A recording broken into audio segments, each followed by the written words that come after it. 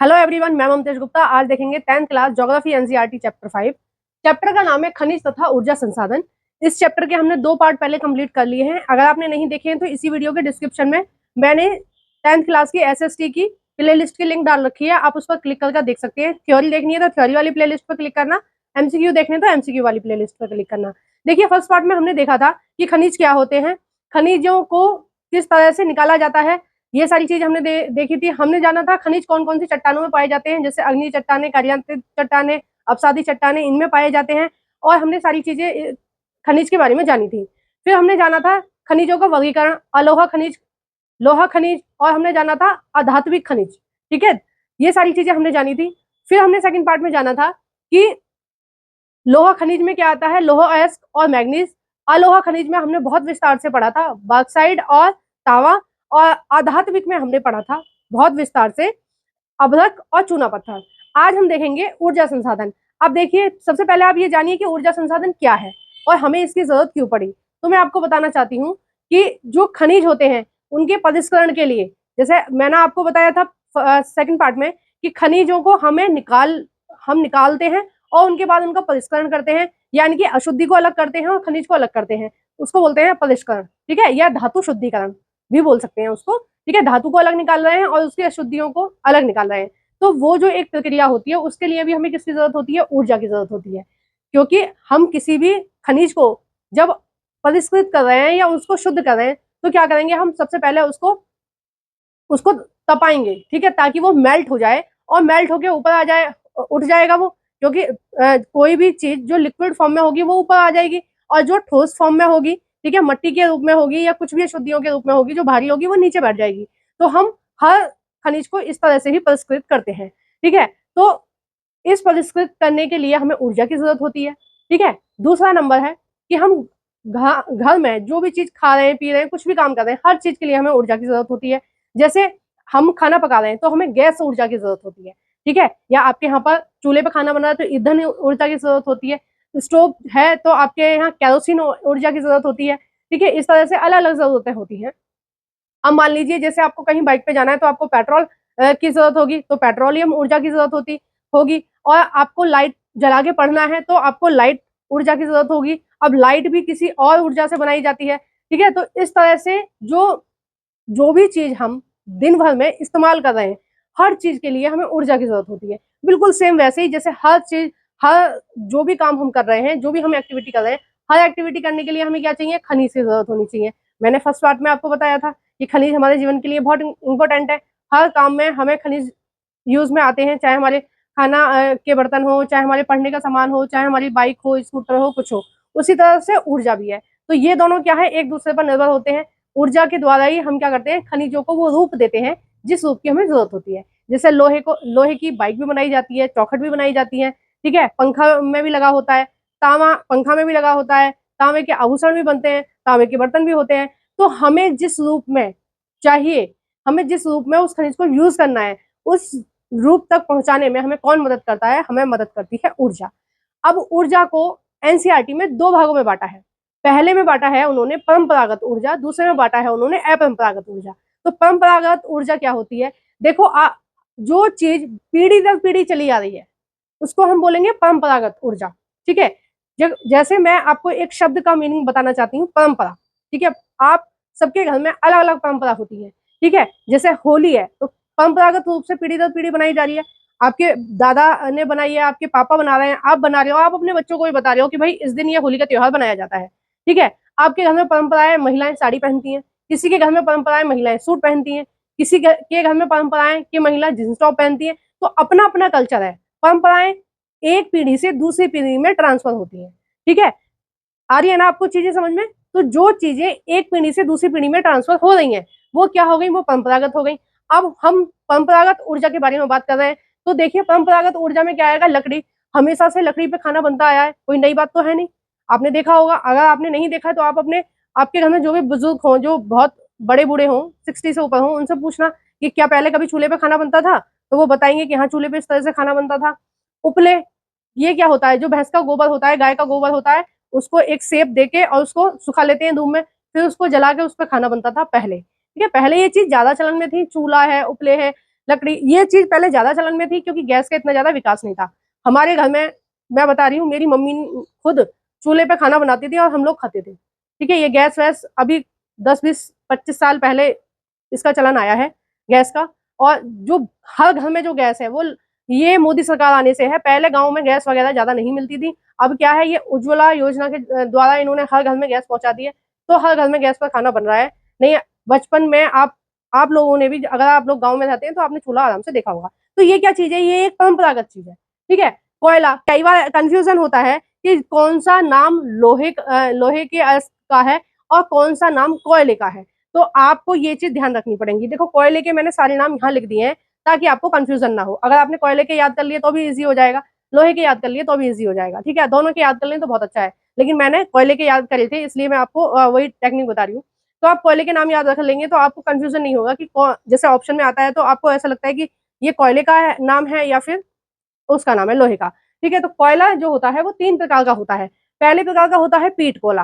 पीट कोयला जो होता है, इस प्रकार के कोयले में कार्बन कम होता है और पानी ज्यादा होता है। दूसरे प्रकार का होता है लिग्नाइट कोयला, ये हमारे तमिलनाडु के नेवली में मिलता है। इसमें पानी की मात्रा पीट के अकॉर्डिंग कम होती है। ठीक है, और इसके बाद होता है बिटुमिनस कोयला, ये हमारे भारत में सबसे ज्यादा प्रयोग किया जाता है और ये, इसमें पानी की मात्रा ज्यादा थी, इसमें कम थी और इसमें और कम है। और सबसे उच्च कोटि का जो कोयला होता है वो होता है एंथ्रासाइट कोयला, और ये बहुत कम मिलता है। ठीक है, बहुत ही कम मिलता है कोयला, क्योंकि ये बहुत उच्च प्रकार का, अच्छे प्रकार का कोयला होता है। ठीक है, और इसकी डिमांड बहुत ज्यादा है क्योंकि जो हम धातुओं के परिष्करण के लिए यूज करते हैं, धातुओं को आकार देने के लिए जो हम जिस लेवल का ताप हमें चाहिए, उस लेवल के ताप के लिए या तो बिटुमिनस कोयला यूज किया जाता है या एंथ्रासाइट। तो एंथ्रासाइट बहुत कम मिलता है, इसलिए हमारी जो भारत की भट्टियां हैं वो किस पर निर्भर है, बिटुमिनस कोयला पर निर्भर है। ठीक है, तो ये कौन से रूप है, ये 4 रूप है। और एक बात इनको क्रम से याद रखना, क्रम से याद रखने का मेरा मतलब ये है कि जो निम्न कोटि का कोयला है वो ऊपर की तरफ है। ठीक है, फिर इससे अच्छी श्रेणी का कोयला लिग्नाइट है, फिर इससे अच्छी श्रेणी का कोयला बिटुमिनस है, और फिर सबसे अच्छी श्रेणी का कोयला जो है वो एंथ्रासाइट है। तो ये चीज याद रखना, ये एग्जाम में भी पूछा जाता है कि सबसे उच्च कोटि का कोयला कौन सा है, सबसे निम्न कोटि का कोयला कौन सा है। तो ये सारी चीजें एग्जाम में पूछी जाती हैं, इसलिए आपको ये याद रखना पड़ेगा।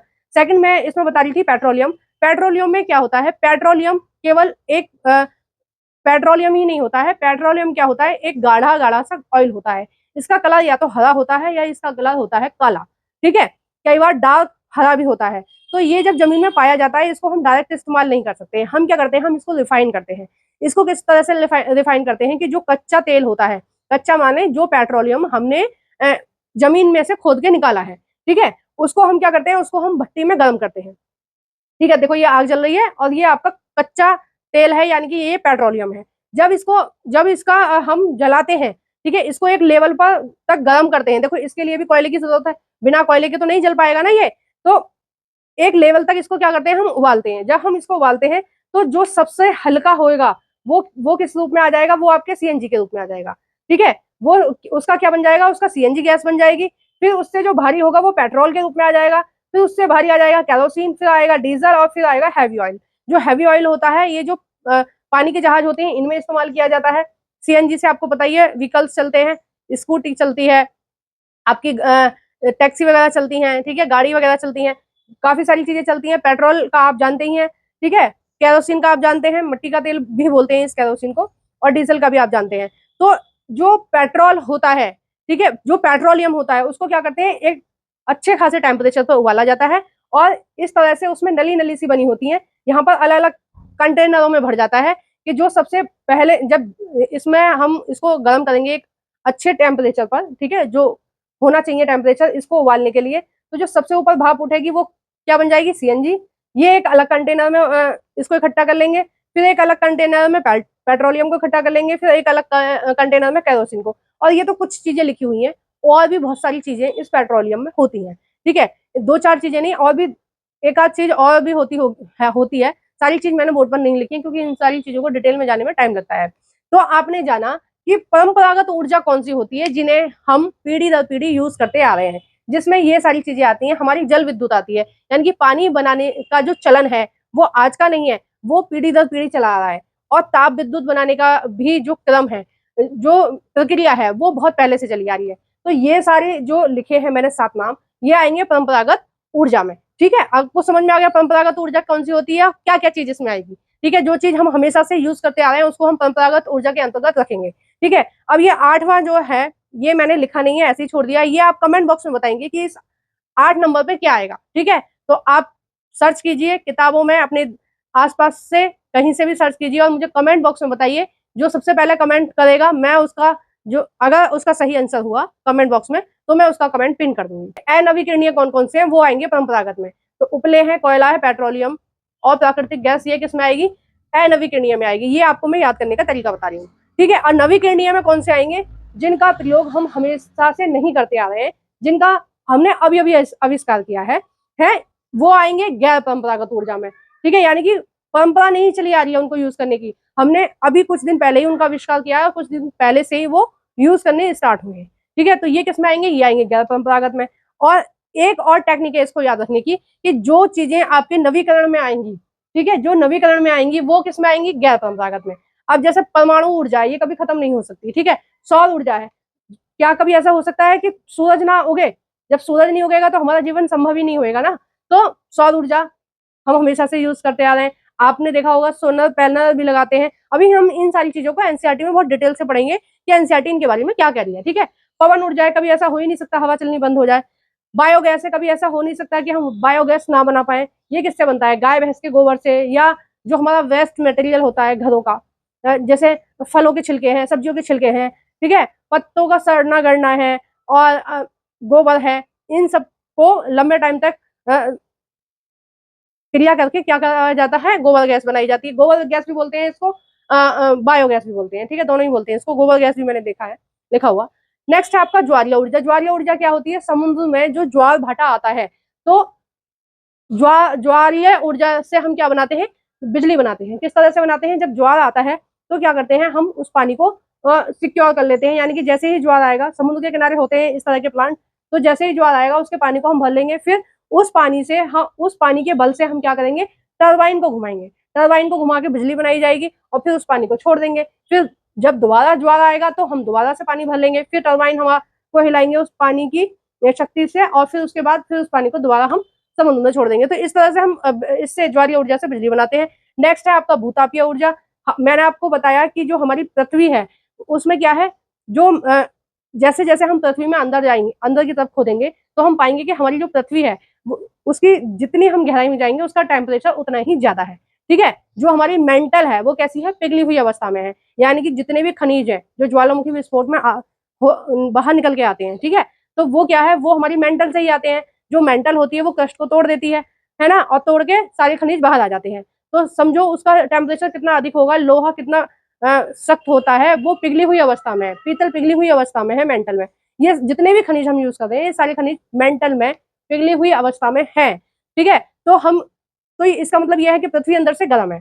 तो हमारे देश में बहुत सारे गर्म पानी के चश्मे हैं, यानी कि गर्म पानी के तालाब हैं, ठीक है, जिनमें हमेशा पानी उबलता रहता है, खौलता रहता है। अभी हम आगे एनसीईआरटी में पढ़ेंगे इसके बारे में। तो उनसे हम उस गर्म पानी से हम क्या बना रहे हैं, हम उस गर्म पानी से ऊर्जा प्राप्त कर रहे हैं और उस ऊर्जा से हम बिजली बनाते हैं। ठीक है, इतनी ज्यादा भाप से हम क्या कर रहे हैं, हम इतनी ज्यादा भाप से हम वो बना रहे हैं बिजली। ठीक है, नेक्स्ट है हाइड्रोजन। देखो हाइड्रोजन को हम भविष्य का ईंधन भी बोलते हैं। अभी हाइड्रोजन का इतना ज्यादा हमारे पास अच्छी टेक्नोलॉजी नहीं है कि हम हाइड्रोजन को यूज कर सकें या हाइड्रोजन को बना सके। ठीक है, क्योंकि हाइड्रोजन बहुत, अगर हमने इसकी टेक्नोलॉजी का विकास कर लिया तो पानी से हाइड्रोजन को हम अलग कर सकते हैं और फिर हम हाइड्रोजन से बाइक है, स्कूटी है, स्कूटर है, ये सब चला सकते हैं। लेकिन ये अभी हम भविष्य के ईंधन के रूप में देख रहे हैं, क्योंकि इसके जो भंडार हैं ये तो पर्याप्त मात्रा में है, लेकिन हमारे पास ऐसी टेक्नोलॉजी नहीं है, अभी इतनी ज्यादा हमारे पास टेक्नोलॉजी नहीं है कि हम इस वाले ईंधन का यूज कर सके। ठीक है, तो मेन जो मुझे समझाना था आपको बोर्ड पर वो ये समझाना था कि परंपरागत ऊर्जा संसाधन कौन से हैं और गैर परंपरागत ऊर्जा संसाधन कौन से हैं।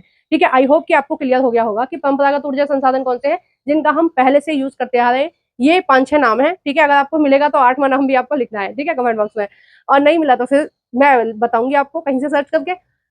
और जो गैर परंपरागत स्रोत है वो ये है जो नवीकरणीय संसाधन से हम प्राप्त कर रहे हैं। ठीक है, जिस ऊर्जा संसाधन को हम नवीकरणीय संसाधनों से प्राप्त कर रहे हैं वो किस में आएंगे, वो गैर परंपरागत स्रोतों में आएंगे। ये बहुत ज्यादा एग्जाम में पूछा जाता है, आप किसी भी एग्जाम की बात कर लीजिए, 10th क्लास के एग्जाम में तो पूछा ही जाएगा ये, क्योंकि उसका तो ये बुक का चैप्टर है। आपके अगर टीजीटी, पीजीटी, पीआरटी हर एग्जाम में आपको ये क्वेश्चन देखने को मिलेगा। यहाँ तक कि एसएससी, यूपीएससी कोई भी टफ से टफ एग्जाम देख लेना, हर एग्जाम में यहाँ से आपको क्वेश्चन देखने को मिलेगा। प्रीवियस पेपर उठा के देख लेना, गारंटी के साथ कह रही हूँ आपको एक आध क्वेश्चन यहाँ से जरूर मिलेगा। ठीक है, मेरे पास यूपीएससी तक की बुक्स है, मैंने देखी है उनमें कि इस तरह के क्वेश्चन वहां पर पूछे जाते हैं। ठीक है, अब हम देखते हैं कि एनसीईआरटी क्या कह रही है इन सब के बारे में। आइए चलिए देखते हैं। उससे पहले मैं आपको बताना चाहती हूँ कि ये जो साइड में प्लेलिस्ट लगी हुई है 6th, 7th और 8th क्लास की हिस्ट्री, ज्योग्राफी और पॉलिटिकल साइंस एनसीईआरटी है, इसकी हमने थ्योरी और एमसीक्यू बहुत डिटेल में कराए हैं। अगर अभी तक आपने नहीं देखे हैं तो आप मेरे चैनल को ओपन कर देख सकते हैं, प्लेलिस्ट वाले ऑप्शन पर क्लिक कर तो आपको ये सारी प्लेलिस्ट दिख जाएंगी। तो आपको जो भी जिस भी सब्जेक्ट की रिक्वायरमेंट हो आप उसको देख सकते हैं, बिल्कुल फ्री है। ठीक है, आइए देखते हैं कि एनसीईआरटी इसके विषय में क्या कह रही है। देखिए, आपने बोर्ड पर बहुत अच्छे से जाना कि किस तरह से है ये परंपरागत और गैर परंपरागत जो ऊर्जा है वो किस तरह से है।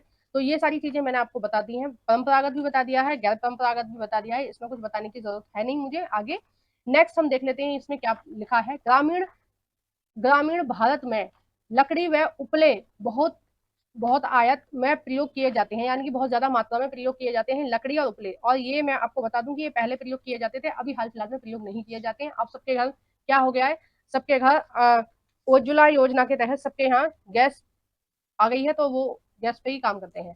ठीक है, नेक्स्ट इसमें लिखा है एक अनुमान के अनुसार ग्रामीण घरों में आवश्यक ऊर्जा का 70% से अधिक इन दोनों संसाधनों से प्राप्त होता है। यानी कि गांवों में जो ऊर्जा प्रयोग की जाती है खाना बनाने में, तो उसमें क्या है 70% जो ऊर्जा का सोर्स है वो क्या है, लकड़ी और उपले है। उपले का मतलब आप समझते होंगे, जो भैंस का गोबर होता है उसको हम बोलते हैं उपले। ठीक है, नेक्स्ट है इसमें, लेकिन अब यह घटते वन क्षेत्रों के कारण इनका उपयोग करते रहना कठिन होता जा रहा है। इसके लिए अतिरिक्त उपलों का उपभोग भी हितोत्साहित होता जा रहा है, क्योंकि इससे सर्वाधिक मूल्यवान खाद्य का उपभोग होता है जिससे कृषि में प्रयोग किया जाता है। देखो, ये तो एक वजह एनसीईआरटी दे रही है, लेकिन मैं आपको जमीनी स्तर पर बताना चाहती हूँ कि जमीनी स्तर पर इसका प्रयोग क्यों हट रहा है। देखो, जमीनी स्तर पर प्रयोग, जमीनी स्तर यानी कि एक्चुअल में क्या हो रहा है कि देखो, अब हर व्यक्ति, हर महिला, हर पुरुष काम करना चाहता है, और वो काम करने के लिए कहाँ जा रहा है, वो शहरों में जा रहा है। शहरों में सब कोई कुछ काम कर रहा है, कोई कुछ काम कर रहा है, तो शहरों में सब लोग काम करने के लिए जा रहे हैं, सबको जल्दी होती है, टाइम किसी को नहीं होता है, तो सब लोग क्या यूज कर रहे हैं, गैस का यूज कर रहे हैं। पहली बात। दूसरी बात क्या है कि पहले जो गाय भैंस होती थी वो बहुत सस्ते दामों में मिलती थी, 10,000, 20,000, मतलब आम आदमी की पहुंच तक थी गाय भैंस पालना। आजकल क्या है, एक भैंस की कीमत लगभग 1 से 1.5 लाख रुपए होती है। जो बढ़िया वाली भैंस होती है वो 1 से 1.5 लाख रुपए उसकी कीमत होती है, प्लस उसको चारा खिलाना। तो अगर दूध का काम करें तो दूध उतना महंगा, मतलब बहुत ज्यादा बचत नहीं होती है। ऊपर से कुछ लोग ऐसे इतने बुरे होते हैं कि भैंसों को केवल बेचने के लिए, ठीक है, कई लोग क्या करते हैं उनको जो बाहर के लोग होते हैं ना, वो जो फैक्ट्री वैक्ट्री में काम करते हैं वो लोग, वो क्या करते हैं कि भैंस को कुछ खिला देते हैं जिससे भैंस मर जाती है, और वो उसको किसानों से बहुत सस्ते दाम में खरीद लेते हैं और फैक्ट्रियों में बहुत ऊंचे दामों में बेच देते हैं। तो जो इतनी महंगाई हो गई है भैंसों पर, उसकी वजह से भी क्या है, ये सारी चीजें घटती जा रही है। अब लोग क्या सोचते हैं कि 1-1.5 लाख रुपए होंगे तब हम एक भैंस खरीद पाएंगे, फिर भी किसी दुश्मन ने उसको कुछ खिला दिया, कुछ गलत सलत चीज खिला दी जिससे उसकी मृत्यु होगी, तो हमारे 1-1.5 लाख रुपए कहाँ कहाँ से आएंगे यहाँ। ठीक है, वो नुकसान हो जाएगा। प्लस उसको चारा खिलाने के लिए चाहिए, फिर उसके लिए एक आदमी चाहिए। इतने पैसे वो कमा के नहीं देगी जितने में उसके पीछे फजियत हो जाती है। तो हर व्यक्ति क्या चाहता है कि भाई थैली का दूध खरीद लो, बात खत्म। अब जब हम गाय नहीं पाल रहे हैं तो उपले कहाँ से आएंगे, भैंस नहीं पाल रहे हैं तो उपले कहाँ से आएंगे। और हर व्यक्ति क्या चाहता है, आजादी चाहता है। तो आजादी के चक्कर में ये गाय और भैंस का काम जो हर घर में होता था ना गाँव में, अब ये रोजगार छीन लिया है। और किसके पास पहुंच गया है ये रोजगार, बड़ी बड़ी कंपनियों के पास पहुंच गया है, बड़ी बड़ी डेयरियों के पास हो गया है। अब अभी तो आपको कहीं कहीं भैंस गाय देखने को मिल रही है, और आने वाले 20 से 30 साल बाद आपको गाँव में भी भैंसें देखने को नहीं मिलेंगी, ये मिलों के मालिकों के पास होंगी बस। ठीक है, जो बड़ी बड़ी मिलें हैं, बड़े बड़े फॉर्म लगे हुए हैं, उनके पास होंगी, और पैकेट वाला दूध सब पियेंगे। ठीक है, गांव के लोग भी पैकेट वाला दूध पियेंगे, अभी भी पी रहे हैं और आगे भी और ज्यादा पियेंगे। तो ये एक चीज है जिसकी वजह से ये ऊर्जा का जो घटता जा रहा है, जो प्रतिशत घटता जा रहा है उपलों का और लकड़ी यूज करने का, उसकी मेन कारण ये है। नेक्स्ट है परंपरागत ऊर्जा के स्रोत। अब देखो, परंपरागत ऊर्जा हमने जाना था बोर्ड पर क्या है, कैसे है, किस तरह से है। अब हम जानेंगे कि एनसीईआरटी इसके बारे में क्या कह रही है। पहला है कोयला। भारत में कोयला बहुत बहुत ही में पाया जाता है, यानी कि बहुत ज्यादा पाया जाता है भारत में कोयला। जीवाश्म ईंधन है। ये कैसा है? एक जीवाश्म ईंधन है। यह देश की ऊर्जा आवश्यकता का महत्वपूर्ण भाग प्रदान करता है। इसका उपयोग ऊर्जा उत्पादन और उद्योग और घरेलू जरूरतों के लिए ऊर्जा की आपूर्ति के लिए किया जाता है।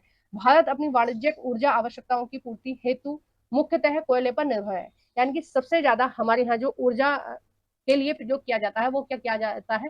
कोयला प्रयोग किया जाता है। ठीक है। नेक्स्ट एनसीईआरटी कह रही है, जैसे कि आप पहले से ही जानते होंगे कि कोयले का निर्माण पादप पदार्थ के लाखों वर्ष तक संपीड़न से हुआ है। यानी कि जो कोयले का निर्माण कैसे हुआ है? पेड़ पौधों के लाखों वर्षों तक जमीन में गलने सड़ने से क्या बना है? कोयला बना है। और जब और ज्यादा तक ये सड़ता रहता है तो इसका क्या बन जाता है? फिर पेट्रोलियम बन जाता है। ठीक है। तो पेट्रोलियम भी एक तरह का क्या है? जीवाश्म ईंधन है। और कोयला भी एक तरह का जीवाश्म ईंधन है। तो ये क्या है? पादपों के लाखों वर्षों तक गलने सड़ने से बना है। नेक्स्ट है इसमें, इसलिए संपीड़न की मात्रा, गहराई और दबाव के समय के आधार पर कोयला अनेक रूपों में पाया जाता है। ठीक है। अभी मैंने आपको बोर्ड पे बताया था कोयला कितने 4 प्रकार का है। सबसे निम्न कोटि का जो कोयला है, बिल्कुल बेकार वाला, दलदलों में क्षय होते पादपों से पीट उत्पन्न होता है। ये जो पीट कोयला है इसमें ज्यादा मात्रा किसकी है? पानी की है। ठीक है। और कम मतलब बेकार कोटि वाला ये कोयला है। ठीक है। जिसमें कम कार्बन, नमी की उच्च मात्रा व निम्न ताप क्षमता है। यानी कि ये बहुत ज्यादा हीट नहीं होती है इसकी। तो इसको हम उद्योगों में प्रयोग नहीं करते हैं, वैसे अदर चीजों में इसका प्रयोग करते हैं। ठीक है। अब अभी तो आपने नहीं देखा होगा, बिजली की बहुत सारी उपकरण आ गए। पहले जब हम छोटे थे तब क्या होता था, जो प्रेस करने वाले होते थे ना, वो कोयले की प्रेस से प्रेस करते थे, मतलब कोयले से। और अंगीठी पे खाना बनता था कोयलों से। ठीक है। तो कोयले से बहुत सारी चीजें होती थी। तो ये जो निम्न कोटि का जो कोयला होता है उसका इस तरह से प्रयोग कर लेते हैं, मतलब उद्योग धंधों में नहीं करते हैं। लिग्नाइट एक निम्न कोटि का भूरा कोयला है। ठीक है। दूसरा नाम क्या है? लिग्नाइट। यह मुलायम होने के साथ साथ अधिक, देखो अभी हम इसको थोड़ी देर में देखेंगे, मैप को अच्छे से समझेंगे, नमी युक्त है होता है। लिग्नाइट के प्रमुख भंडार तमिलनाडु। ठीक है। ये नोट डाउन करने वाली चीज है। मैं हमेशा बोलती हूँ आपको, एक पेपर लीजिए, आप उस पर जो चीजें बहुत इंपॉर्टेंट है उसको नोट डाउन कर लीजिए और फिर एनसीईआरटी में ही इसको कहीं गम से चिपका देना, या फिर आप इसको स्टेपलर कर लेना। सबसे अच्छा है स्टेपलर करके रखो उस पेज को। आपको नोट्स बनाने की जरूरत नहीं है, कुछ इंपॉर्टेंट चीज होती है एक पेपर पर लिखो और उसको स्टेपलर कर लिया करो। ठीक है। क्योंकि नोट्स बनाने में आपके कई साल बर्बाद हो जाएंगे और फिर भी आपसे पूरे नोट्स नहीं बनेंगे, क्योंकि एनसीईआरटी की लाइन टू लाइन बहुत इंपॉर्टेंट है। ठीक है। एक शब्द भी आप नहीं छोड़ सकते हो।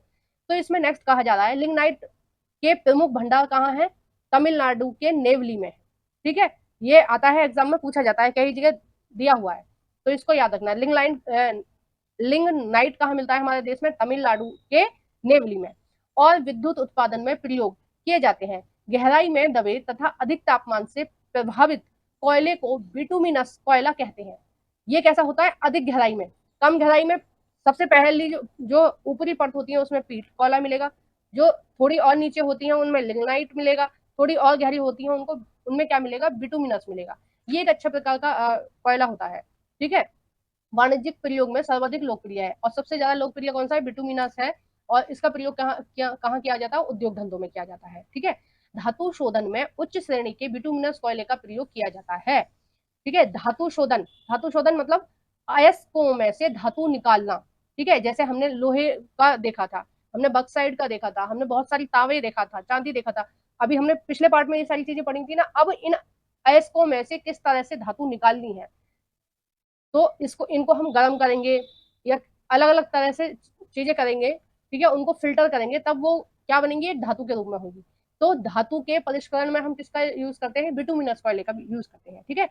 जिसका लोहे के प्रगलन में विशेष महत्व है। यानी कि लोहे को पिघलाने के लिए क्या किया जाता है कि मिट्टी जो अयस्क होता है उसको गर्म कर लिया जाता है अच्छे से। मिट्टी सहित कोयला और मिट्टी दोनों गर्म कर लिए जाएंगे, उसमें कुछ मैग्नीज वगैरह कुछ और चीज डाल दी जाएंगी। तो क्या होता है, जो मिट्टी होती है वो नीचे बैठ जाती है और कोयला सॉरी लोहा जो है वो लिक्विड फॉर्म में ऊपर आ जाता है। क्योंकि लोहे को आप बहुत अच्छे से हीट करेंगे तो वो क्या हो जाएगा? पिघल जाएगा, मेल्ट हो जाएगा। तो पिघल के वो कैसा हो जाता है? ऊपर आ जाता है। और जो उसकी अशुद्धियां हैं, जो मिट्टी वगैरह है, वो क्या होती है? नीचे बैठ जाती है। ठीक है। तो इस तरह से किया जाता है। तो उस जो लोहे को जो लोहा अयस्क को जो हीट किया जाता है वो कौन से कोयले से किया जाता है, बिटुमिनस कोयले से किया जाता है। एंथ्रेसाइड सर्वोत्तम गुण वाला कठोर कोयला है और सबसे अच्छा प्रकार का जो कोयला होता है वो एंथ्रेसाइड कोयला होता है। ठीक है, और ये हमारे जम्मू कश्मीर में पाया जाता है, रिहायशी इलाकों में जिनमें लोग रह रहे हैं हाल फिलहाल में, वहां पर पाया जाता है। ठीक है, ऐसा शोध किया गया है कि वहां पर इस तरह का लोहा निकल सकता है। ठीक है, नेक्स्ट है भारत में कोयला दो प्रमुख गर्भीय युगों के शैल क्रम में पाया जाता है। अब देखो, जब हमारी ये पृथ्वी का निर्माण हो रहा था तो कई प्रकार की चट्टानों से हुआ है इसका निर्माण। एक है गोंडवाना, जो हमारा दक्षिण भारत है वो गोंडवाना से बना हुआ है। ठीक है, गोंडवाना जो भूमि है उससे बना हुआ है हमारा दक्षिण भारत, तो काफी पुरानी प्लेट है। एक गोंडवाना जिसकी आयु 200 लाख वर्ष से कुछ अधिक है। और दूसरा क्या है, टर्सरी, ये टर्सरी है। और उसके निक्षेप कितने पुराने हैं, वो उसकी जो चट्टान है वो है लगभग 55 लाख वर्ष पुरानी। यानी कि जो गोंडवाना है वो 200 है और टर्सरी जो है वो 55 है।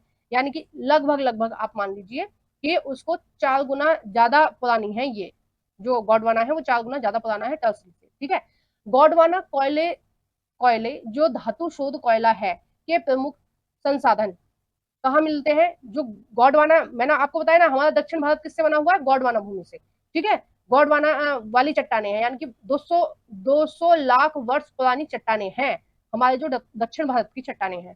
ठीक है, अब उसमें अच्छे प्रकार का कोयला मिलता है जिससे हम धातुओं का शोधन करते हैं। ठीक है, अयस्कों में से हम धातु निकालते हैं। अब वो जो संसाधन है, जो कोयला मिलता है वहां पर, ये हमारे भारत में कहाँ है, गोंडवाना। देखो मैंने अभी बताया ना, दक्षिण भारत में दामोदर घाटी, पश्चिम बंगाल तथा झारखंड झारखंड झरिया, रानीगंज, बोकारो में स्थित है। जो महत्वपूर्ण कोयले क्षेत्र है, गोदावरी महानदी, सोन व वर्धा नदी घाटियों में भी कोयले के जमाव पाए जाते हैं। ठीक है, तलसरी कोयले के क्षेत्र पूर्व उत्तर पूर्व भारत, मेघालय, असम, अरुणाचल प्रदेश और नागालैंड में पाए जाते हैं। जो टर्सरी वाली जो है वो 55 लाख वर्ष पुरानी है, यानी कि नई है, उसके मुकाबले तो नहीं है। ठीक है, तो जो पूर्व में जो भारत में हमारे में जो राज्य है उसमें ये वाला टर्सरी वाला कोयला मिलता है। यह स्मरण रहे कि कोयला स्थूल पदार्थ है जिसका प्रयोग करने पर भार घटता है, क्योंकि यह राख में परिवर्तित हो जाता है। इसलिए भारी उद्योगों तथा ताप विद्युत ग्रह कोयला क्षेत्र तथा उसके निकट स्थापित किए जाते हैं। यानी कि जो उद्योग होते हैं ना, जितने भी उद्योग होते हैं वो किस किस पर निर्भर होते हैं कि कोई भी उद्योग कहाँ लगाया जाएगा। सबसे पहला होता है कि ऊर्जा कहाँ से प्राप्त होगी, यानी कि आसपास में कोयला कहाँ से उसको प्राप्त होगा उद्योग को। ठीक है, दूसरा देखा जाता है कि वहां पानी की सुविधा हो, क्योंकि कोई भी उद्योग लगाएंगे उसके लिए पानी की सुविधा होनी चाहिए। ठीक है, तीसरा देखा जाता है कि परिवहन की सुविधा हो, कच्चा माल आ सके और कच्चा माल पका हुआ उत्पादित माल जा सके दूसरी जगह पर। ठीक है, जहां भी हमें मार्केट में बेचना है। फिर देखा जाता है कि वहां पर जो मजदूर है वो हमें सस्ते और कौशल मिलने चाहिए, यानी कि उनको ये सारी चीजें बनानी आनी चाहिए। ठीक है, वो माइंड से और हेल्थ से कैसे होने चाहिए, स्ट्रांग होने चाहिए और सस्ते होने चाहिए। तो जहां ये सारी चीजें हमें मिल जाएंगी वहीं पे हम क्या लगाएंगे, उद्योग। और नेक्स्ट चैप्टर क्या है, उद्योग ही है। ठीक है, उद्योग से रिलेटेड है तो उसको हमें पढ़ना है, तो आप ध्यान रखना उद्योग के लिए ये सारी परिस्थिति होनी अनिवार्य है। अब हम देखेंगे मैप, जैसा कि मैंने आपको पहले बताया था कि हम मैप देखेंगे। अब देखो ये जो चट्टाने हैं ये कैसी है, टर्सरी युग की है, 55 लाख वर्ष पुरानी है, जिसमें आपका ये बहुत सारे क्षेत्र हैं यहाँ पर। और ये जो चट्टाने हैं ये कौन सी है, ये गोंडवाना भूमि है। दक्षिण भारत में मैंने आपको बताया हमारा जो दक्षिण भारत है वो कौन सा है, गोंडवाना है। यानी कि इसका जो निर्माण, इन चट्टानों का जो निर्माण हुआ होगा ये लगभग 200 लाख वर्ष पहले हुआ होगा। ठीक है, तो इसमें कौन कौन से, अब देखो बोकारो, झरिया, रानीगंज, ये जो बोकारो है ये आपका बिहार में है। ठीक है, झरिया ये आपका बिहार में है, रानीगंज कहाँ है आपका, रानीगंज है आपका पश्चिम बंगाल में। ठीक है, और तलचल कहाँ है आपका उड़ीसा में, कोरबा कहाँ है आपका छत्तीसगढ़ में। ठीक है, सिंघोली कहाँ है आपका मध्य प्रदेश में। तो ये कुछ स्थान है जहाँ पर कोयला पाया जाता है। ठीक है, और देखो ये मैंने आपको बताया था नेवली। ठीक है, नेवली कहाँ है, ये आपका कहाँ है नेवली, नेवली है आपका तमिलनाडु में। ठीक है, तो ये क्या करते हैं यहाँ से निकालेंगे और जो जो पत्तन होते हैं वहां से अगर बेचना चाहें तो बेच भी सकते हैं, ठीक है। और ये जो उद्योग वगैरह हैं वो ज्यादातर कहाँ लगाए जाते हैं, इन्हीं के आसपास लगाए जाते हैं, क्योंकि एक चीज तो उनको लाने ले जाने में ज्यादा प्रॉब्लम नहीं होगी। अब जैसे दिल्ली में उद्योग कम ही मिलते हैं, ठीक है, आईटी सेक्टर की कंपनियां मिलती हैं, उद्योग कम क्यों मिलते हैं, क्योंकि ना तो यहाँ कोई कच्चा माल है, ठीक है, ना यहाँ कोई ऊर्जा का स्रोत है, ठीक है, और बहुत ज्यादा सस्ती यहाँ लेबर भी नहीं है, तो इसलिए जो बड़े बड़े उद्योग हैं वो आपके दिल्ली के आसपास नहीं है। बड़े शहरों में बड़े उद्योग नहीं मिलेंगे आपको, बड़े शहरों में कंपनी टाइप चीजें मिलेंगी, ठीक है, कंपनी जो आईटी सेक्टर की कंपनी है, जो सॉफ्टवेयर की कंपनियां हैं, उस तरह की कंपनियां मिलेंगी। क्योंकि किसी भी उद्योग को होने के लिए क्या क्या चीज की आवश्यकता होती है वो मैंने आपको अच्छे से बता दिया है। आइए नेक्स्ट देखते हैं हम पेट्रोलियम। देखो पेट्रोलियम के बारे में हमने बहुत विस्तार से देखा था बोर्ड पर, मैंने बताया था कि पेट्रोलियम एक अकेला चीज नहीं है, इसमें बहुत सारी चीजें होती हैं पेट्रोलियम में। क्या क्या होता है इसमें, देखो सीएनजी गैस भी होती है, कैरोसिन भी होता है, डीजल भी होता है, ठीक है, और भी एक आध प्रकार के ऑयल होते हैं, है ना। और इसमें जो प्लास्टिक होता है ना, जो प्लास्टिक की चीजें आप यूज करते हो वो भी इसी से ही मिलता है हमें, पेट्रोलियम से ही, ठीक है। तो बहुत सारी चीजें किस में होती हैं, लिक्विड फॉर्म में होती हैं। और जब पेट्रोलियम को गर्म किया जाता है तो अलग अलग भाप के रूप में वो अलग अलग, मैंने आपको बोर्ड पे बताया था कि इस तरह से हम कर लेते हैं, ठीक है। नेक्स्ट देखते हैं हम कि एनसीईआरटी क्या कह रही है। भारत में कोयले के पश्चात ऊर्जा का दूसरा प्रमुख साधन पेट्रोलियम या खनिज तेल है, ठीक है। पेट्रोलियम को हम दूसरा नाम क्या देते हैं, खनिज तेल है। यह ताप व प्रकाश के लिए ईंधन, मशीनों और स्नकों और अनेक विनिर्माण उद्योगों, यानी कि जो मैन्युफैक्चरिंग करते हैं, जो सामानों को बनाते हैं, को कच्चा माल प्रदान करता है। तेल शोधनशालाएं, संश्लेषित वस्तु, उर्वरक तथा असंख्य यानी कि अनगिनत रासायनिक उद्योगों में एक नोडीय बिंदु का काम करता है, यानी कि बहुत इंपॉर्टेंट है ये जो पेट्रोलियम है ये, ठीक है। नेक्स्ट देखते हैं हम। भारत में अधिकांश पेट्रोलियम की उपस्थिति टर्सरी युग के सेलों में पाई जाती है, ठीक है। टर्सरी युग के जो सेल हैं उनके जो उनमें जो भ्रंश है, ठीक है, जो दरारें पड़ी हुई हैं, उन दरारों से क्या निकल रहा है, पेट्रोलियम निकलता है, ठीक है। और टर्सरी युग की जो चट्टाने हैं वो कहाँ है, हमारे पूर्वोत्तर भारत में, ठीक है। अब देखो ये जो डिगबोई है ये कहाँ है, असम में है, ठीक है। मोरान, सिम्बा सागर, ये सब कहाँ है, ये आपके असम में है। तो यहाँ से क्या निकाला जाता है, पेट्रोलियम निकाला जाता है। टर्सरी युग की है, टर्सरी युग कहाँ की जो चट्टाने वो कहाँ है, पूर्वी भारत में है, ठीक है। नेक्स्ट देखते हैं वलित अपनित, ये चट्टानों के नाम होते हैं। वलित वलित जो होती है चट्टाने वो इस तरह की होती है। हमारा जो ये है हिमालय है, ये इस तरह की तो पहाड़ है उसके गोल गोल से, ठीक है, इस तरह के पहाड़ है हमारे जो हिमालय के हैं। तो कैसा पर्वत है, हिमालय वलित पर्वत है, ठीक है। वलित अपनित और गुम्बदों वाले प्रदेशों में ये यहाँ पाए जाते हैं, जहां उद्वेलन के शीर्ष में तेल ट्रैप हुआ होता है। तेल धारक परत संरंध्र चूना, देखो संरंध्र का मतलब होता है जिन परतों में छेद होते हैं, ठीक है, जिन चट्टानों में छेद होते हैं वो उसमें। देखो ये थोड़ी टफ लैंग्वेज दी हुई है यहाँ से यहाँ तक, मैं आपको इसका बता देती हूँ कि क्या है। देखो इन्होंने ये बोला है कि, एक मिनट, थोड़ा सा खाली स्थान देख लेते हैं। देखो ये आ गया, एक मिनट इसको साफ कर लेते हैं फिर हम इसको बनाएंगे। देखो इसमें क्या बोला है,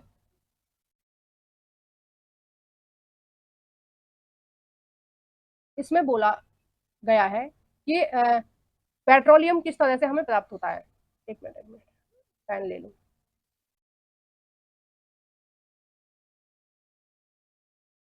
देखो इन्होंने बोला है पेट्रोलियम हमें कैसे प्राप्त होता है।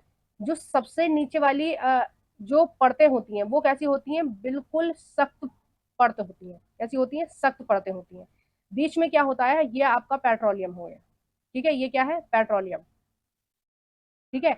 और ऊपर में क्या है, देखो इनको बोला है आरंध, ठीक है, आरंध यानी कि उनमें छेद नहीं होते हैं, बिल्कुल सख्त होती हैं।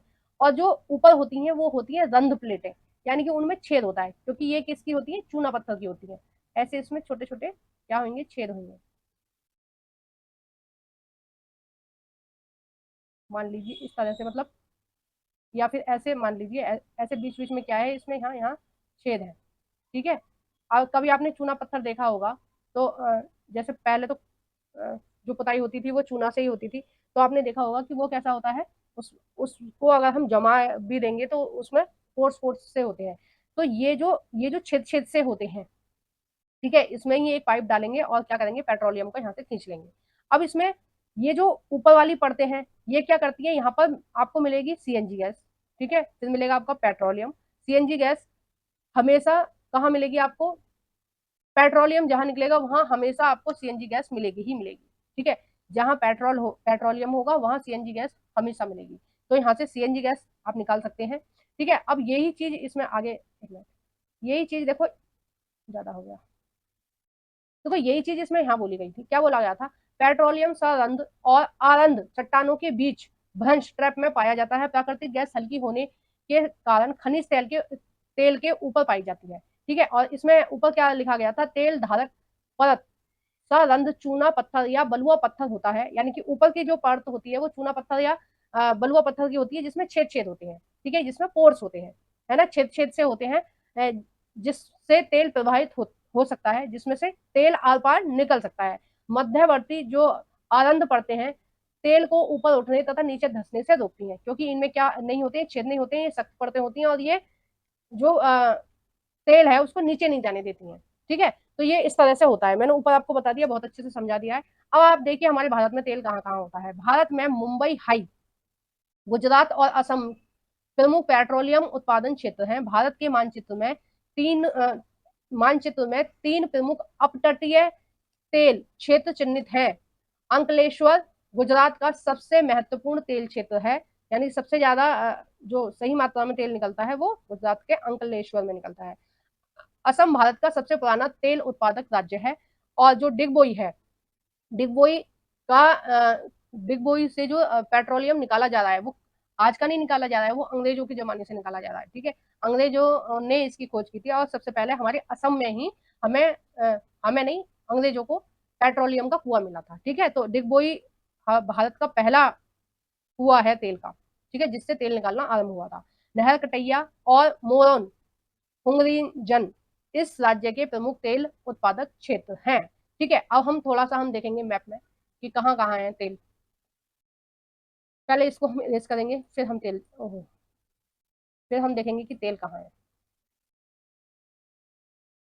देखो, एक मैंने पढ़ा था मुंबई हाई, ठीक है, ये कहाँ है, समुद्र में है मुंबई हाई, और ये कहाँ है, महाराष्ट्र के पश्चिम में है।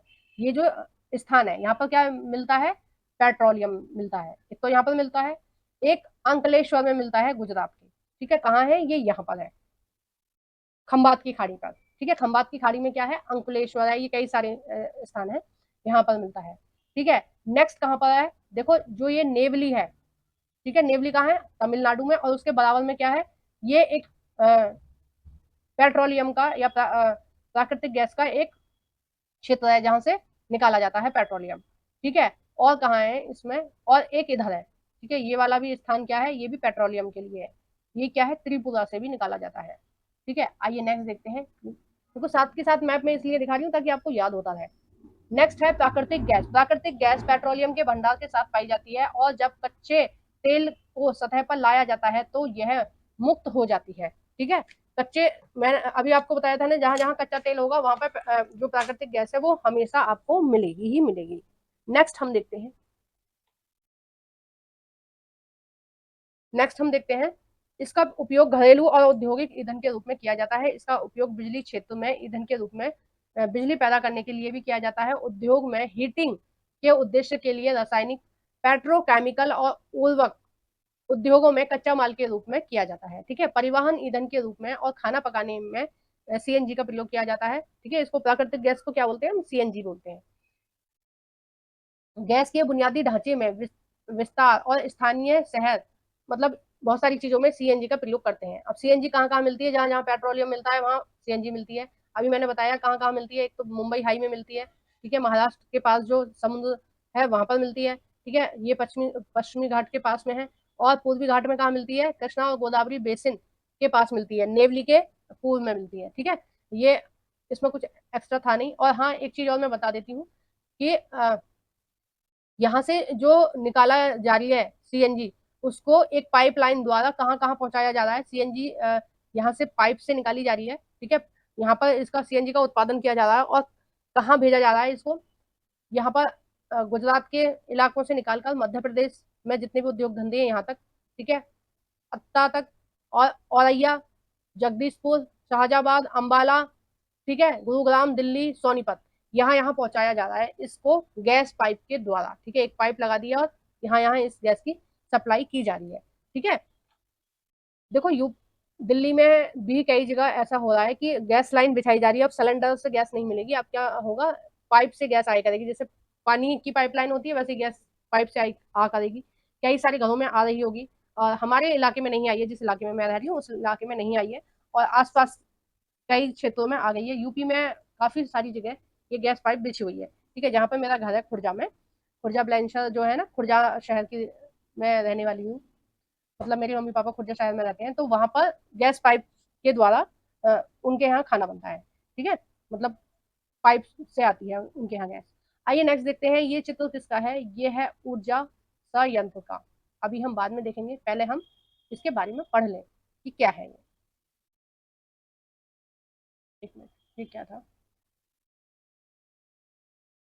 पेट्रोलियम गैस के बारे में ही है ये सारी जानकारी नीचे दी हुई है, ठीक है, ये जो पैरा है पूरा इसके बारे में ही है, और आप पढ़ लेना, ऐसा कुछ खास है नहीं, समझाने जैसा तो बिल्कुल भी नहीं है। नेक्स्ट देखते हैं विद्युत। आधुनिक विश्व में विद्युत के अनुप्रयोग इतने ज्यादा विस्तृत हो गए हैं कि प्रति व्यक्ति उपभोग को विकास का सूचांक माना जाता है। विद्युत मुख्यतः दो प्रकार से उत्पन्न की जाती है, प्रवाही जल से हाइड्रो टरबाइन चलाकर, ठीक है, यानी कि जल से क्या करते हैं, टरबाइन को घुमाते हैं, उससे विद्युत बनाई जाती है, और अन्य ईंधन जैसे कोयला, पेट्रोलियम और प्राकृतिक गैसों को जलाने से टरबाइन को चलाकर ताप विद्युत उत्पन्न किया जाता है। जो विद्युत है वो कितने प्रकार से बनाई जाती है, दो प्रकार से बनाई जाती है, पहले तो जल से उस टरबाइन को हिलाकर बना लेते हैं, या फिर ये जो ईंधन है इसको जलाकर टरबाइन को हिलाकर बनाते हैं, और विद्युत बनाने के लिए टरबाइन को घुमाना ही पड़ता है। अब डिपेंड करता है कि आप किस ऊर्जा स्रोत के द्वारा उस टरबाइन को घुमा रहे हो, ठीक है। तेज बहते जल से जल विद्युत उत्पादन की जाती है, जो एक नवीकरणीय योग्य संसाधन है।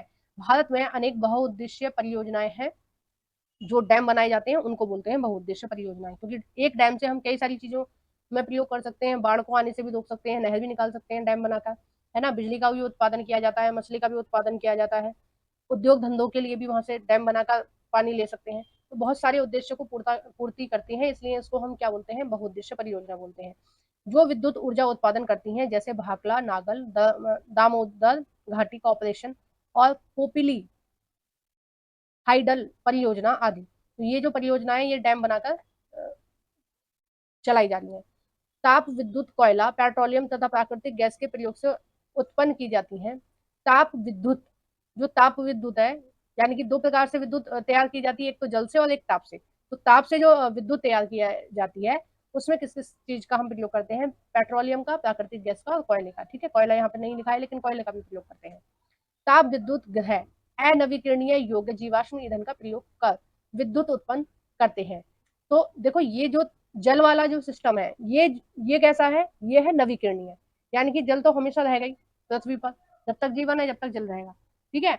और ये वाला जो दूसरा जो था ताप वाला, ये क्या है, ये अनवीकरणीय चीज है, पेट्रोलियम वगैरह ये क्या है, एक सीमित मात्रा में पृथ्वी के अंदर है, ठीक है, एक सीमित मात्रा में है, क्योंकि इन्हें बनने में लाखों साल लगते हैं और यूज करने में हम कुछ ही दिनों में इनको हम यूज कर लेते हैं। तो इस तरह से क्या है, है। नेक्स्ट हम देखेंगे इसमें क्या है। अब परंपरागत तो हमने सारे देख लिए कि परंपरागत के अंतर्गत क्या क्या आ रहा था, अब हम देखेंगे गैर परंपरागत ऊर्जा संसाधन के बारे में, ठीक है, क्या किसके बारे में देखेंगे, गैर परंपरागत ऊर्जा के बारे में। गैर परंपरागत ऊर्जा कौन सी होती है, जो नवीकरणीय होती है, उनको क्या बोलते हैं हम, गैर परंपरागत ऊर्जा, यानी कि हम बहुत समय से उनका हम प्रयोग नहीं कर रहे हैं, अभी हमने हाल फिलहाल में उनका प्रयोग करना शुरू किया है, इसलिए उनको हम क्या बोलते हैं, गैर परंपरागत होते बोलते हैं।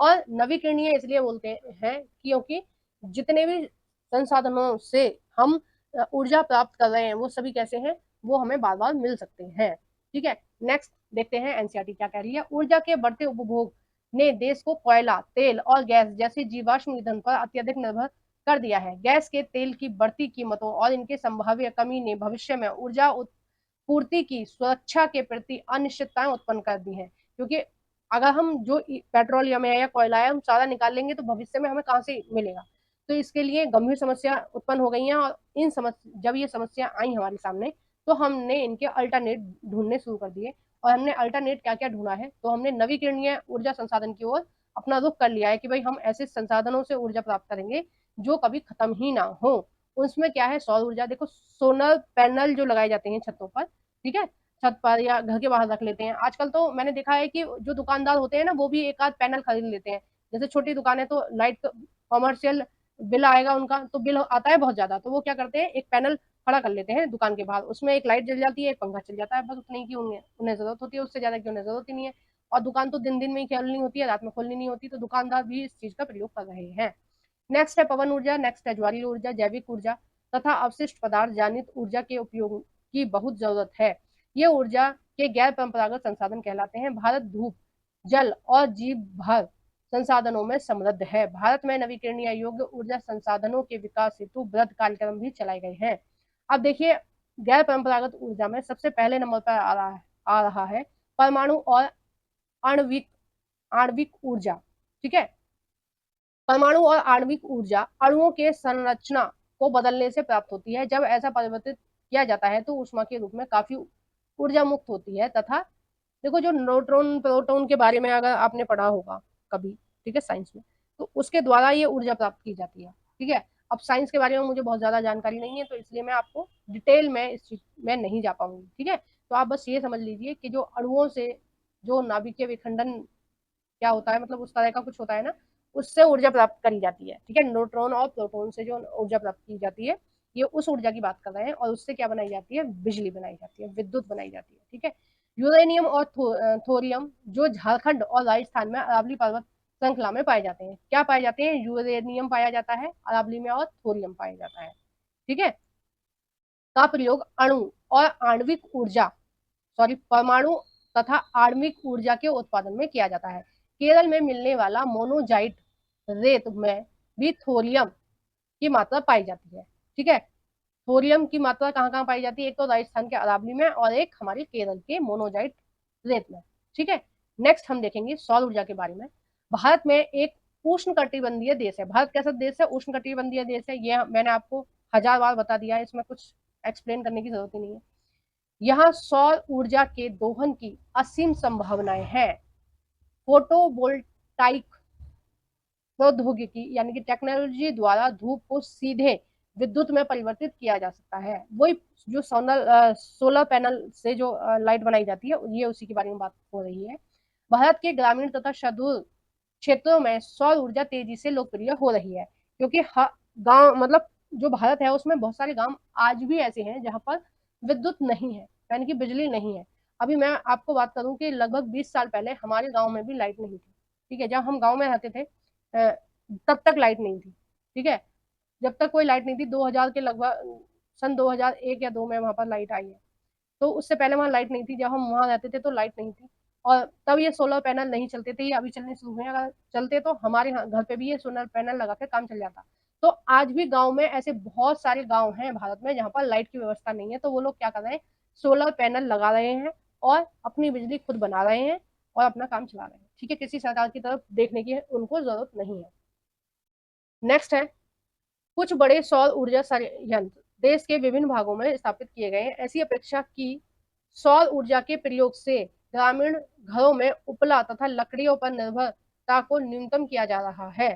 ठीक है, क्योंकि सौर जब ऊर्जा आएगी तो उससे विद्युत बन जाएगी, और विद्युत बन जाएगी तो भाई लाइट से आराम से काम चलाओ, इंडक्शन कुकर पर खाना बनाओ। ठीक है, फलस्वरूप यह पर्यावरण संरक्षण में योगदान देगा और कृषि में भी खाद्य की पर्याप्त पूर्ति रहेगी।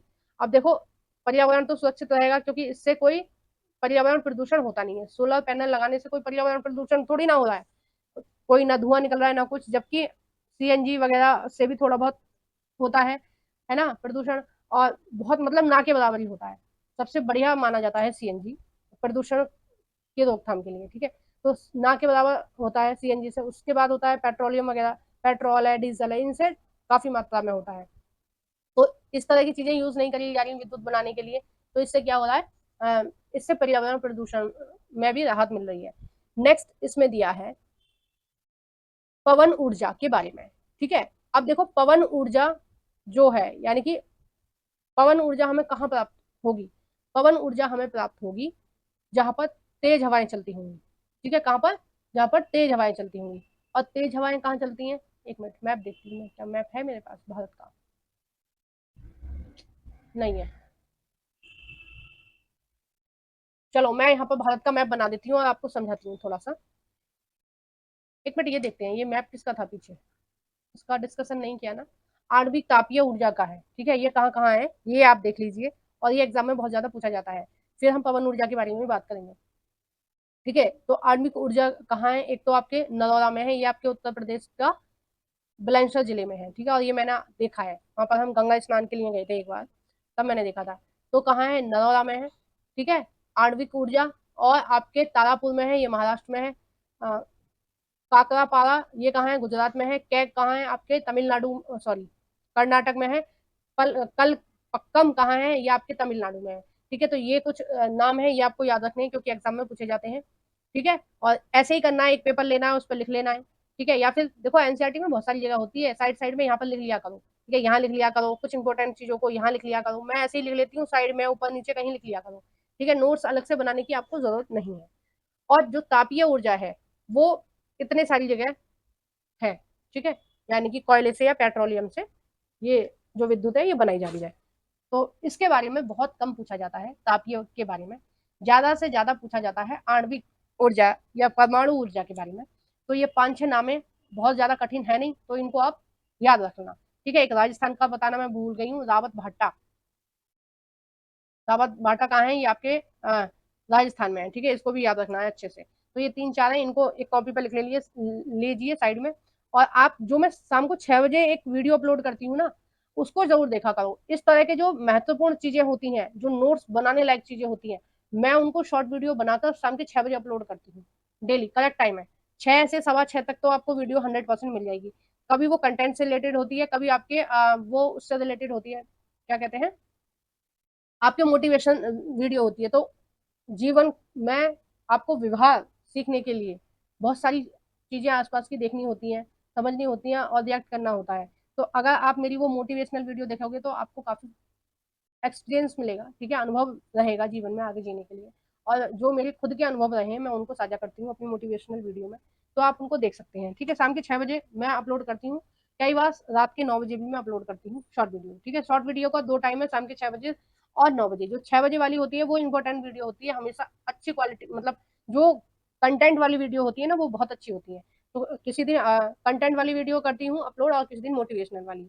और जो सुबह में जो आपको वीडियो दी जाती है 9 बजे अपलोड की जाती है, वो सुबह 9 बजे वाली जो वीडियो होती है वो आपकी एनसीईआरटी है या फिर सीटेट का पेपर है, इस तरह की वीडियो अपलोड करी जाती है। ठीक है, तो वो कंटेंट से रिलेटेड होती है। तो ये तीनों टाइम फिक्स है मेरे, आप कभी भी खोलकर देख सकते हैं। ठीक है, तो अभी तक अगर आपने चैनल को सब्सक्राइब नहीं किया तो चैनल को सब्सक्राइब करके रखना, ताकि ये सीरियल से ये तीनों वीडियो में जब भी अपलोड करूँ आपको नोटिफिकेशन मिले। ठीक है, अब आगे नेक्स्ट हम क्या पढ़ रहे थे, हम पढ़ रहे थे पवन ऊर्जा।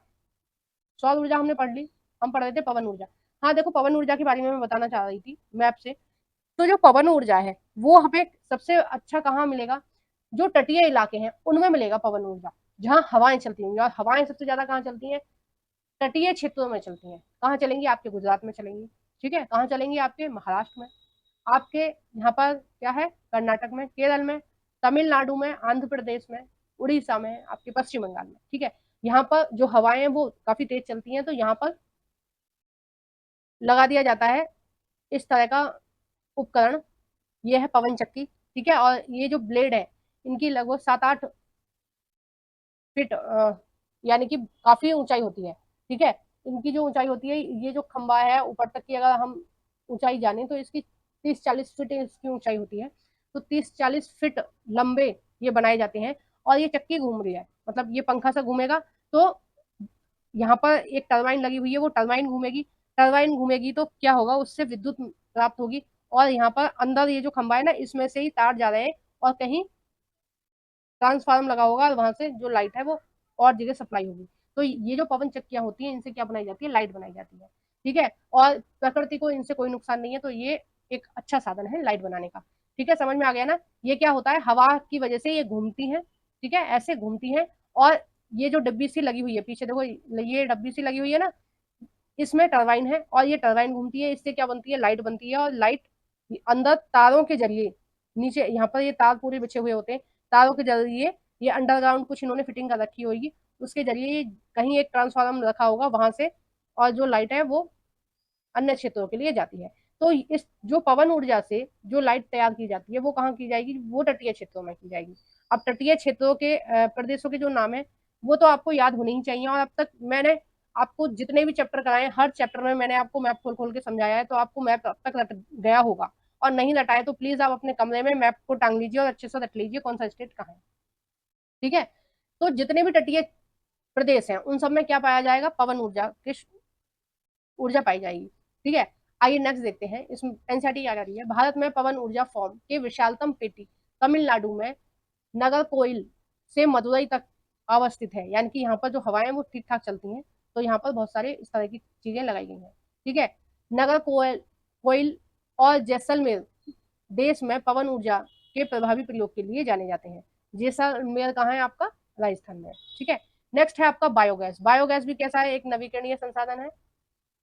और बायोगैस हमें कैसे प्राप्त होता है वो देखिए, एनसीईआरटी में क्या लिखा है, ग्रामीण इलाकों में झाड़ियों, कृषि अपशिष्ट, पशुओं और मानव जनित अपशिष्टों के उपयोग से घरेलू उपभोग हेतु बायोगैस उत्पादन की जाती है। जैव पदार्थों के अपघटन से गैस उत्पन्न की जाती है। यानी क्या करते हैं, गोबर है, पेड़ पौधों की पत्ती वगैरह है, या फिर कुछ भी चीजें फसल वगैरह है कि जो बेकार पत्ती वगैरह है वो है, और पशुओं का मलमूत्र है, और सब्जियों के छिलके वगैरह है, उनको उनको के अपशिष्ट से क्या प्राप्त की जाती है, बायोगैस प्राप्त किया जाता है। ठीक है, जैव पदार्थ के अपघटन से ये गैस उत्पन्न होती है जिसकी तापीय क्षमता या सह क्षमता मिट्टी के तेल, उपले व चारकोल की अपेक्षा अधिक होती है। ठीक है, नेक्स्ट है, इसमें एनसीईआरटी कह रही है बायोगैस संयंत्र नगर पालिका, सहकारिता और निजी स्तर पर लगाए जाते हैं। यानी कि इनको नगर पालिका भी लगाती है इस तरह के प्लांट, सहकारिता में भी लगाए जाते हैं, यानी कि जो समितियां होती हैं वो भी लगाती हैं, और निजी स्तर पर भी, मतलब कुछ लोग अगर इस तरह का प्लांट लगाना चाहें तो लगा सकते हैं।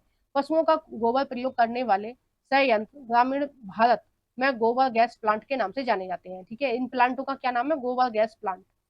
ये किसानों को दो प्रकार से लाभान्वित करते हैं। देखो, दो प्रकार से लाभ हो रहा है किसान को, कैसा कैसा हो रहा है, पहला हो रहा है ऊर्जा के रूप में, और दूसरा उन्नत उन्नत प्रकार के उर्वरक के रूप में। बायोगैस अब तक पशुओं के गोबर का प्रयोग करने में सबसे दक्ष है। ठीक है, यह उर्वरक की गुणवत्ता को बढ़ाने और उपले तथा लकड़ियों को जलाने से होने वाले नुकसान को रोकती है।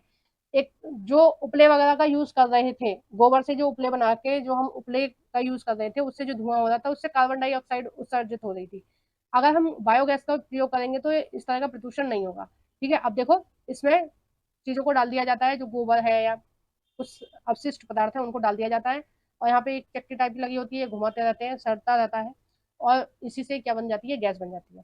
ठीक है, और अगर आपको फिर भी समझ में नहीं आ रहा है तो मैं आपको बताऊं कि आपके घर में आज जो भी सब्जी बनी हो, ठीक है, कुछ भी बना है, छोले चावल बने हैं, कुछ कोई सी भी सब्जी बनी है, आलू की सब्जी बनी है, पनीर की सब्जी बनी है, दाल चावल बने हैं, जो भी बने हैं, आप उनको एक डब्बे में बंद करके रख देना। ठीक है, बंद करके रख देना 1 हफ्ते के लिए।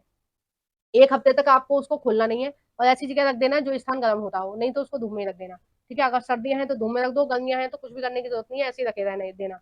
जब 8 दिन बाद या 10 दिन बाद आप उनको खोलोगे तो उनके अंदर से एक बहुत ही अजीब सी स्मेल आएगी।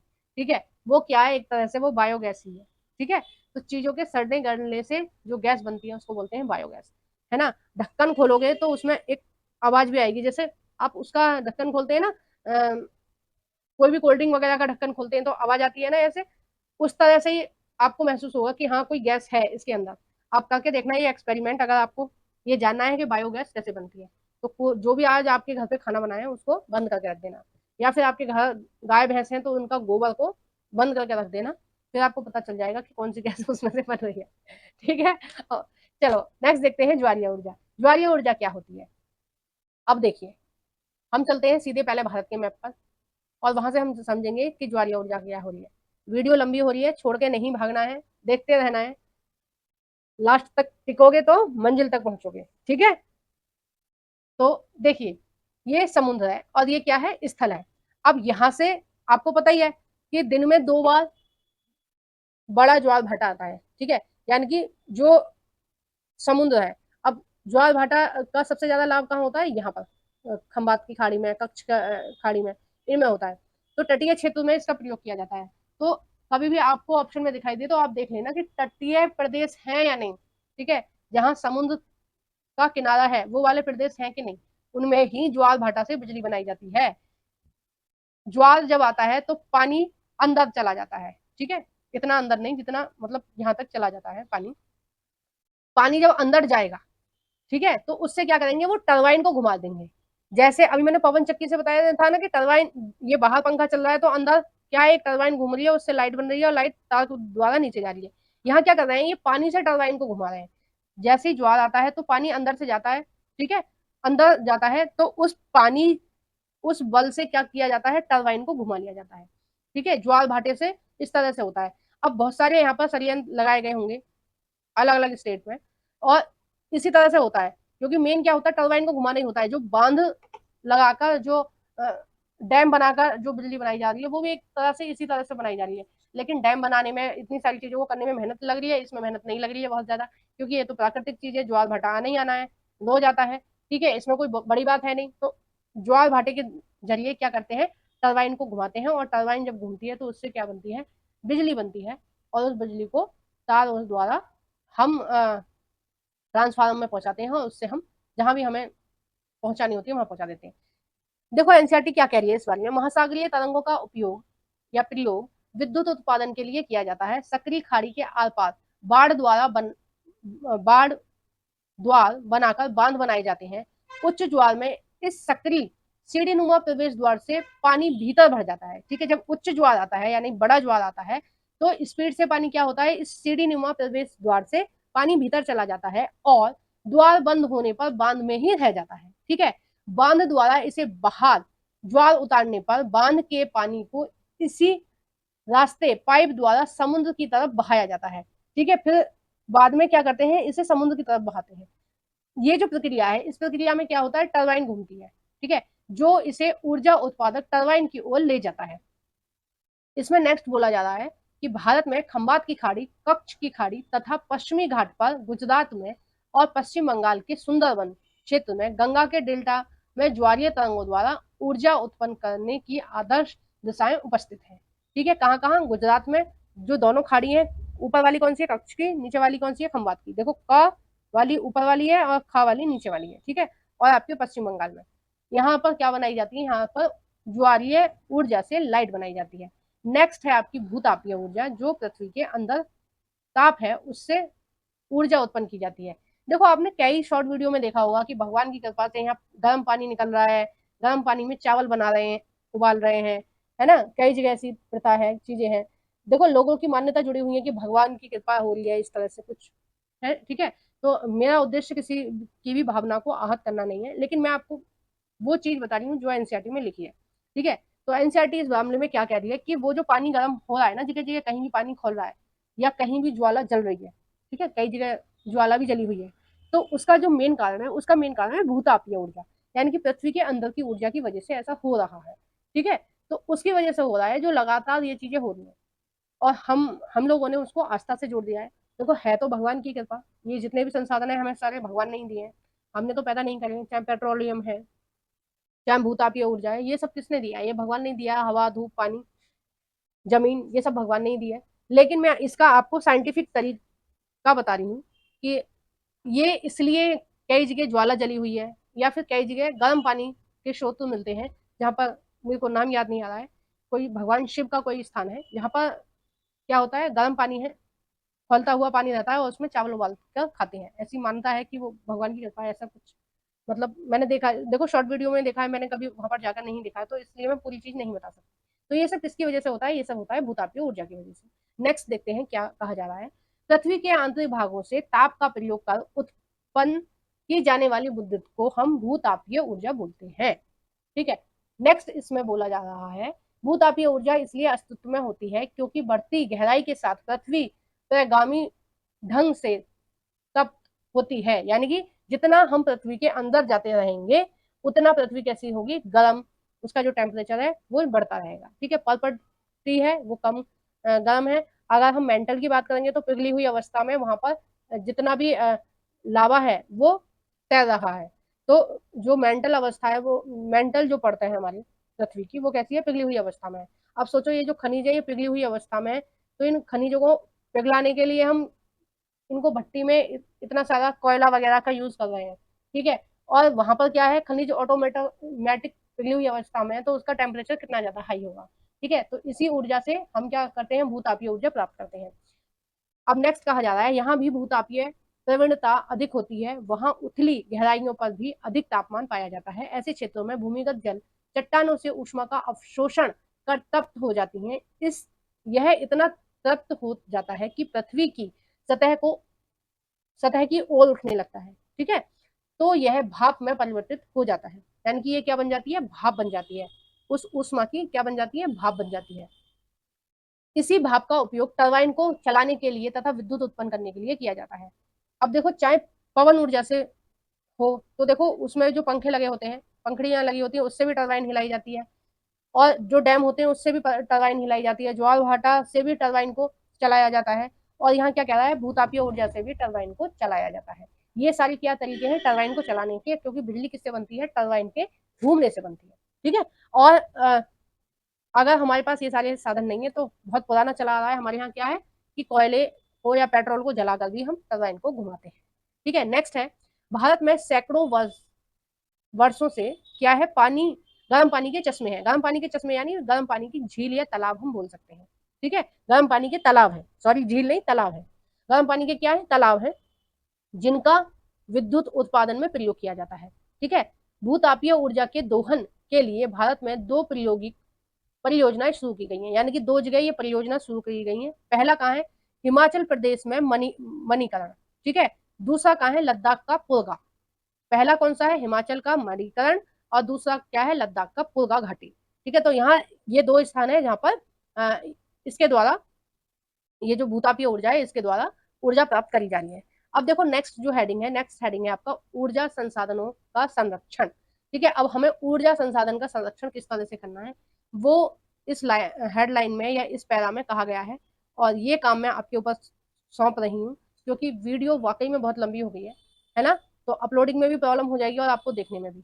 तो आपको जब भी टाइम मिले इसको थोड़ा थोड़ा पढ़ लेना, थोड़ा सा ही है ये, कि किस तरह से हमें ऊर्जा का प्रयोग करना है, ऊर्जा संसाधन का प्रयोग करना है, ताकि भविष्य के लिए भी रहे और हम भी उसका प्रयोग कर सकें। और हमें जो अनवीकरणीय है उनका इस्तेमाल कम करना चाहिए, ताकि उनको नवीकरणीय का टाइम मिल जाए, या हमारी जो आने वाली पीढ़ी है वो भी उसको प्रयोग कर सके। ठीक है, और जो नवीकरणीय है उन पर हमें ज्यादा जोर देना चाहिए, क्योंकि वो तो कभी खत्म होने वाले हैं नहीं संसाधन। और एक मैंने आपको बोर्ड पर बताया था, हाइड्रोजन, हाइड्रोजन को भी भविष्य का ईंधन कहा जाता है, कि भविष्य में अगर हमारे पास इतनी अच्छी टेक्नोलॉजी हुई कि हम हाइड्रोजन को ऊर्जा के रूप में प्रयोग कर सकते हैं, तो ये बहुत अच्छा रहेगा। और इसमें कम खर्चे में ही हमें ऊर्जा प्राप्त हो सकेगी। ठीक है, यानी कि बिजली हम कम खर्चे में ही बना सकेंगे, है ना। तो ये सारी चीजें आप पढ़ लेंगे। ठीक है, तो आपको वीडियो कैसी लगी है प्लीज आप कमेंट बॉक्स में बताइएगा। वीडियो को जरूर से लाइक कर देना, जो भी फ्रेंड आपके एनसीईआरटी पढ़ना चाहते हैं उन सभी फ्रेंडों के साथ मेरी इस वीडियो को शेयर कर देना। लाइक करना मत भूलना, प्लीज लाइक कर दिया करो, प्लीज सपोर्ट कीजिए। ठीक है, और एक छोटा सा कमेंट कीजिए, मैं बहुत मेहनत से आपको पढ़ा रही हूँ, तो आप भी प्लीज कमेंट कीजिए। लगभग रात का 1 या 2 बज रहे हैं जिस समय ये वीडियो रिकॉर्ड करी जा रही है, क्योंकि दिन में शांति नहीं होती है, तो रात को मैं वीडियो रिकॉर्ड कर रही हूँ। तो प्लीज आप लोग भी थोड़ा सा सपोर्ट दिया करो, लाइक कर दिया करो वीडियो को, और चैनल को सब्सक्राइब नहीं किया तो सब्सक्राइब कर देना आप। और जो भी फ्रेंड आपके 6 से और 12 तक की एनसीईआरटी पढ़ना चाहते हैं उन सभी फ्रेंडों के साथ अपनी इस वीडियो को शेयर कर देना। ठीक है, सीटेट या टीजीटी पीजीटी या यूपीएससी की तैयारी कर रहे हैं उन सभी फ्रेंडों के साथ मेरी इस वीडियो को शेयर कर देना। Thank you for watching everyone. Next video में हम देखेंगे इसके एमसीक्यू।